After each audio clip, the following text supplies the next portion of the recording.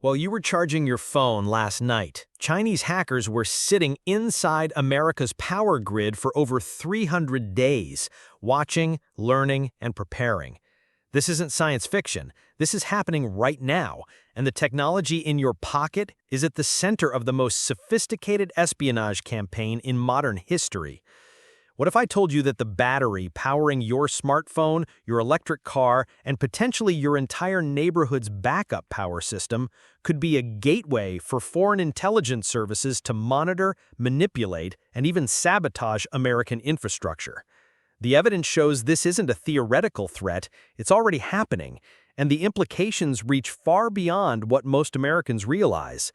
The global battery industry has quietly become the new battleground for technological supremacy, with China controlling an astonishing 77% of all lithium battery production worldwide.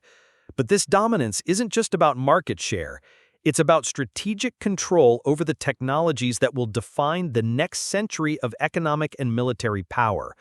When a single country controls the batteries that power everything from military drones to hospital backup systems, we're not just talking about business competition, we're talking about national security.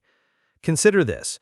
Contemporary Amperex technology, known as CAT-ATL, is now the world's largest battery manufacturer, powering 1 in 3 electric vehicles globally. The company's revenue exploded from $3 billion in 2016 to over $48 billion in 2022. But here's what makes this particularly concerning for Americans. Under Chinese law, CATL and every other Chinese company is required to cooperate with state intelligence work. The National Intelligence Law explicitly states that all organizations and citizens must support and assist state intelligence activities. This means that when Ford partners with CAT-ATL for battery technology, or when American utilities use Chinese-made battery storage systems, they're potentially giving Chinese intelligence agencies access to sensitive operational data. The scope of this intelligence collection has already produced real-world consequences. In one of the most significant industrial espionage cases in recent history, the U.S. International Trade Commission found that SK Innovation, a Korean company, had systematically stolen 22 trade secrets worth billions of dollars from LG Energy Solution. But the methods used were remarkably sophisticated. Employees were ordered to hide and destroy documents, with high-level executives instructing staff to please don't save this email as well. This wasn't random corporate theft, it was systematic, coordinated intelligence gathering that undermined years of American and allied research investment. Even more concerning are the state-sponsored operations targeting American institutions directly. Take the case of Yusing Wang, a researcher at Hydro-Quebec's Battery Research Center, who allegedly participated in China's Thousand Talents program while providing trade secrets to Chinese universities and research centers. Or consider Zheng Xiaoqing from General Electric, who used steganography, hiding confidential files within digital photographs, to steal millions of dollars worth of turbine technology that ultimately benefited Chinese military and government entities. But perhaps the most alarming development is the discovery of what security experts call unexplained communication devices embedded in Chinese-manufactured solar inverters and battery systems connected to American electrical grids. These devices, including cellular radios, were not documented in product specifications and create unauthorized communication pathways that could enable remote access to critical infrastructure. Think about that for a moment. Undocumented communication capabilities built into the hardware that manages America's power systems. The cyber espionage group known as Volt Typhoon demonstrates how these hardware vulnerabilities can be exploited. Chinese state-sponsored hackers maintained access to American utilities for over 300 days, collecting critical operational data, including procedures and spatial information about energy grid operations. They weren't just stealing information, they were positioning themselves to potentially disrupt power supplies during a future conflict.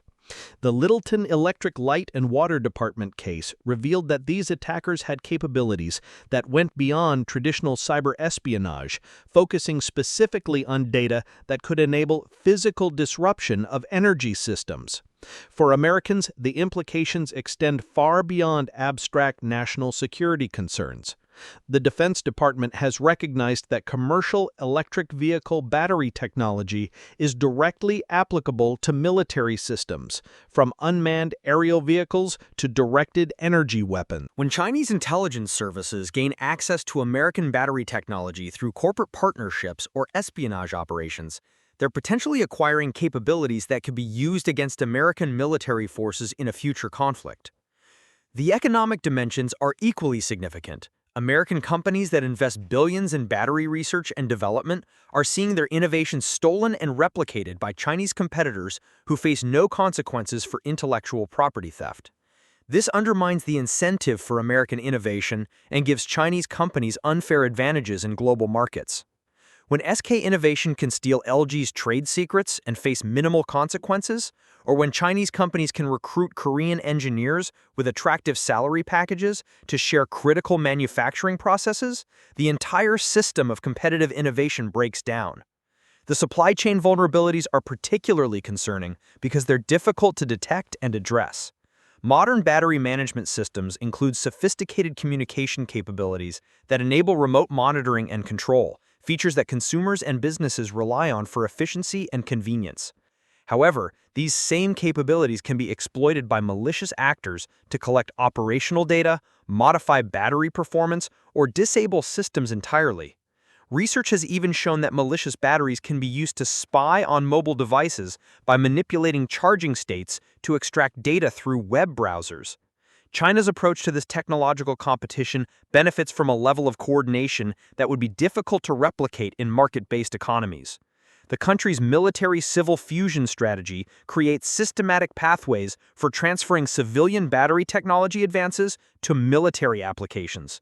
CATL maintains research partnerships with Chinese universities closely tied to intelligence services, and the company's founder serves as vice chairman of a Communist Party-led organization responsible for integrating private businesses into government economic strategies. This isn't just business, it's a coordinated national strategy to acquire technological dominance through any means necessary. The response from American policymakers has been incremental but increasingly serious. The Department of Defense added CATL to its list of Chinese military companies in January 2025, preventing Pentagon business relationships with the company. Export controls have been implemented on critical battery technologies, and cybersecurity measures for energy infrastructure have been enhanced. However, these defensive measures face the challenge of balancing security concerns with clean energy goals. American utilities and automakers often prefer Chinese battery technologies because they're advanced, cost-effective, and readily available. The European Union's experience provides both cautionary tales and potential models for American policy. European attempts to encourage Chinese companies to establish local operations while implementing security screening have faced complications, with local opposition and security concerns disrupting projects. The challenge lies in maintaining access to advanced technologies while protecting against intelligence collection and potential sabotage capabilities. Looking ahead, the threat is likely to evolve in ways that current defenses may not anticipate. Artificial intelligence and machine learning will enable more targeted intelligence collection and better analysis of stolen data. The expansion of Internet of Things devices will create additional attack surfaces as more equipment incorporates battery technologies with communication capabilities.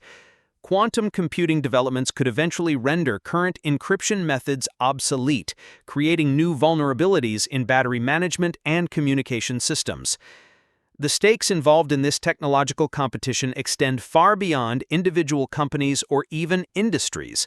Battery technology will play a central role in determining which nations achieve energy independence, maintain military superiority, and lead the global economy in the coming decades. The nations and companies that develop the most effective protective measures while maintaining innovation leadership will be best positioned to benefit from the clean energy transformation while avoiding the vulnerabilities that espionage activities seek to exploit.